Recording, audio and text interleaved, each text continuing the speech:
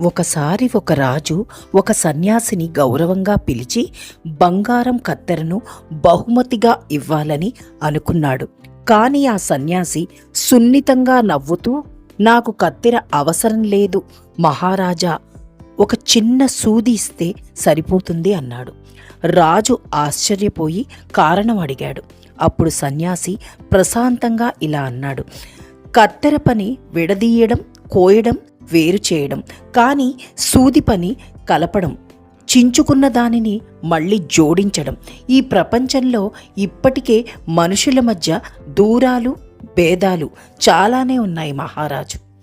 ఇంకా విడదీయడం కాదు, కలపడం నేర్పే వస్తువులే అవసరం. అంతేకాదు, చివరిగా ఇలా అన్నాడు, ఈ కాలంలో మనుషులకు కావాల్సింది కత్తెర లాంటి వారు కాదు, సూదిలా మనుషులను కలిపే మనుషులు.